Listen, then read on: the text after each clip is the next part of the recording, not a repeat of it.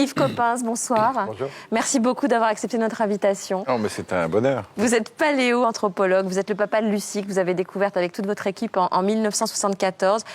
Nous avons fait appel à vous ce soir parce que depuis 30 ans, vous colportez une parole dont le sens n'est pas forcément relayé. C'est un petit peu comme si cette vérité était taboue. Tous les hommes et les femmes qui vivent sur cette terre, Yves Coppens, viennent-ils de la même souche ? Absolument, absolument. Tous les premiers hommes sont apparus en Afrique. Et depuis les premiers hommes, on considère qu'il y a eu 100 milliards d'êtres humains sur la Terre. Et les 100 milliards, comme bien sûr les 6 milliards d'hommes d'aujourd'hui, viennent tous de cette souche, de ce berceau tropical et africain. Tous nos ancêtres étaient africains. Tous nos ancêtres étaient africains. Nous sommes tous africains, Karine. Bah oui, moi je le sais en revanche. Ça veut dire que je suis comme vous, je suis comme vous. Ça veut dire que tous nos ancêtres, Yves Coppens, en Afrique, il y avait du soleil, tous nos ancêtres étaient noirs ?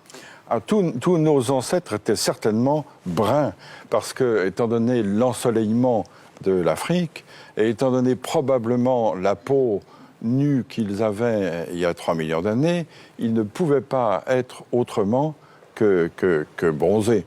Tous les ancêtres, des Danois, des Espagnols, de tout le monde, etc., étaient noirs. Oui. Pourquoi ça ne se sait pas, à votre avis ? Vous le dites, vous, depuis 30 ans ? Ben oui, mais ma petite voix ne porte pas suffisamment. J'ai une voix confidentielle. J'imagine la tête du monsieur hyper raciste qui est en train de nous regarder, qui fait non. Pas vrai. Ouh là, demain, vous allez avoir du courrier. Yves Coppens, en fait, les humains, enfin les préhumains, sont partis dans différentes directions depuis l'Afrique. Et puis, pour s'adapter au climat, pour s'adapter à leur environnement, ils ont déterminé des traits qui étaient le plus adaptés, c'est ça ? C'est ça. C'est-à-dire que les humains, à partir de 3 millions d'années, à partir du moment où ils ont eu la culture, à partir du moment où ils ont eu la conscience, tout ça, ça a 3 millions d'années. Petit à petit se sont déployés et ils ont atteint d'autres climats et petit à petit se sont adaptés à autre chose. Par exemple, pour aller en Asie, ils ont dû traverser des montagnes très très hautes, très ensoleillées, et donc petit à petit, leurs yeux se sont adaptés, c'est ça ? En effet, l'œil bridé pourrait être dû à une sélection naturelle de ceux qui avaient la capacité d'accommoder plus que d'autres, parce que chacun sait qu'à de fortes altitudes, la luminosité est insupportable. Et comment est-on passé du noir au blanc ? Là aussi, c'est un gradient de couleur, un gradient de coloration, c'est-à-dire qu'avec moins d'ensoleillement, on avait nécessité d'avoir une peau avec un écran moins fort pour que la synthèse de la vitamine D, qui est la synthèse de croissance, puisse se faire. Donc par sélection, ceux qui n'avaient pas la vitamine D, donc les plus noirs, sont restés soit en Afrique, soit se sont éteints. Et ce sont les de plus en plus blancs qui ont pu survivre. C'est une sélection qui s'est faite du noir au plus clair. Si on a un écran de mélanine là où il n'y a pas beaucoup de soleil, la vitamine D ne se synthétise pas et on ne grandit pas. Et du coup, ça gêne évidemment la croissance et le développement de population. Donc le blanc pour vous, c'est pas une couleur ? Le blanc, c'est une décoloration. Les blancs sont décolorés pour vous ? Oui, je suis un décoloré. Ah oui. Et l'œil bleu, c'est épouvantable ce que je vais dire.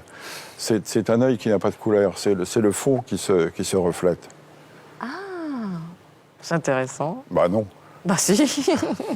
Merci beaucoup Yves Coppens. Et je voulais ajouter quelque chose qu'on ne sait peut-être pas assez. Vous savez qu'aujourd'hui, les 6 milliards et demi d'hommes qui sont sur la Terre sont 6 milliards et demi d'Homo sapiens sapiens. Or, dans la classification, notre classification scientifique, le genre Homo, c'est le genre humain. Le premier sapiens, c'est l'espèce sapiens, et le deuxième sapiens, c'est la race. C'est-à-dire on est tous Homo sapiens sapiens. On peut être tous racistes, ça n'a pas d'importance, puisqu'on est tous de la même race. Donc il n'y a qu'une race. Ah oui, il n'y a qu'une race. Oui. Donc scientifiquement, Yves Coppens, les races n'existent pas. Oui, c'est ça. C'est-à-dire que scientifiquement, les races de 36 000 animaux existent toujours, mais en ce qui concerne l'humanité, il y a pour le moment sur la Terre une seule race humaine, qui est la race sapiens, de l'espèce sapiens, du genre Homo. Merci beaucoup Yves Coppens, merci beaucoup José.